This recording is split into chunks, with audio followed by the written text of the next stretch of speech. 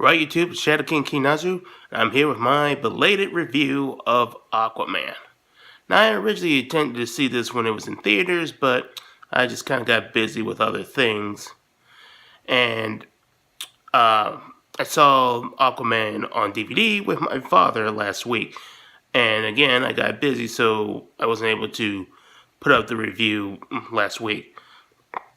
So, for anyone who hasn't watched Aquaman, it's basically goes a little bit over his origin story about him being the son of the Atlantean queen and a humble lighthouse owner, and their hopes that their child can unite the people of land and the people of sea.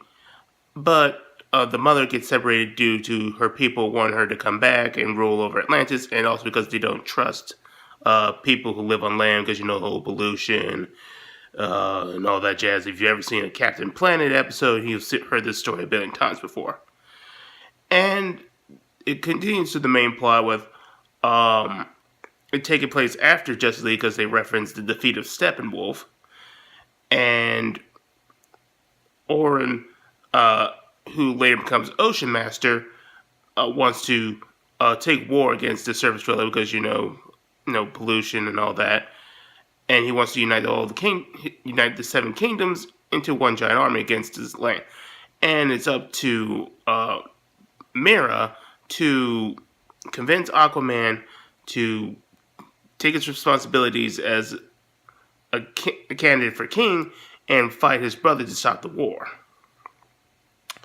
That's a pretty basic plot. When we've seen, granted, we've seen this kind of thing before, but it was executed well enough that it can actually be overlooked. I did like Jason Momoa's Aquaman. He still has that rebellious bad boy attitude, but he's still got a heart of gold.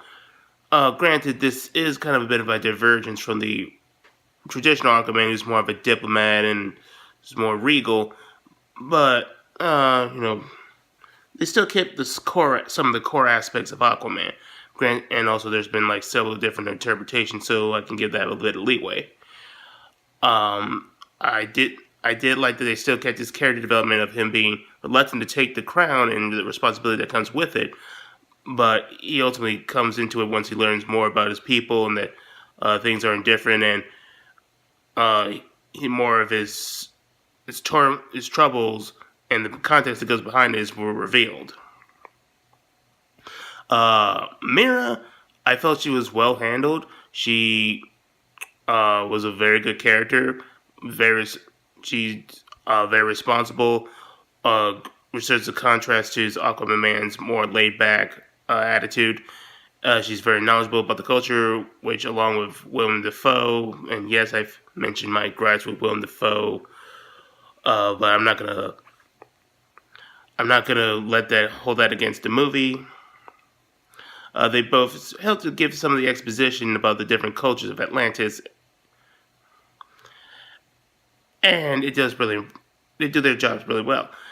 And while not physically as strong as Aquaman, she does use her magic, which helps set the balance between them. As Aquaman's stronger, but he doesn't exactly have magical skills, which is where Mera fills in. It adds a bit of balance and shows that they have something to work off each other and fill each other's strength. Whereas certain other movies tried to have the woman be so dominant just to satisfy feminists, and it just becomes irritating. Ocean Master, no, it's the typical brother wants to rule the kings because he feels like he's justified by his birthright and his cause. Which again, not original, but it's done well enough that I can actually say he's a pretty good villain.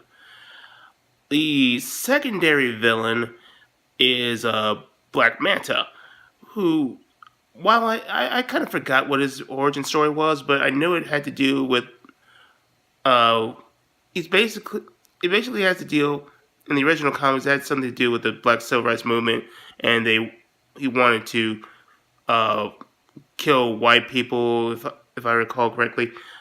Um, they don't go into that. Instead, his motivation is that he's a pirate, uh, and he's after wants revenge against Aquaman because he refused to help his father when they raided a submarine. And I felt that that's a pretty good motivation and helps us sympathize with the character.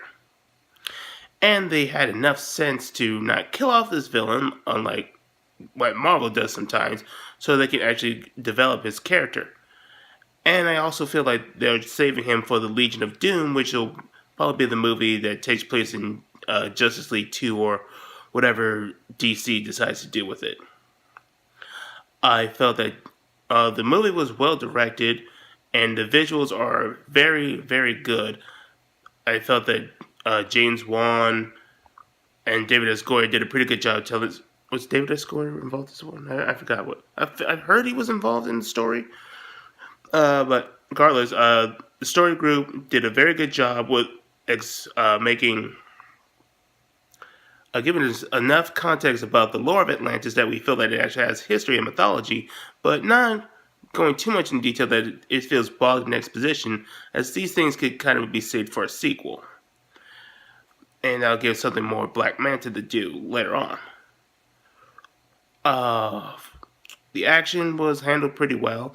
I also liked how diverse the cultures was between the different kingdoms of Atlantis. Uh, but yeah, I think that pretty much covers everything that I wanted to talk about for Aquaman. Um, all in all, I'd have to give Aquaman, I say, about an 8.5 out of 10. So I think this is a really good sign that DC is turning things around. I mean, while I, for the most part, didn't hate DC's movies, I can understand some people's complaints towards them.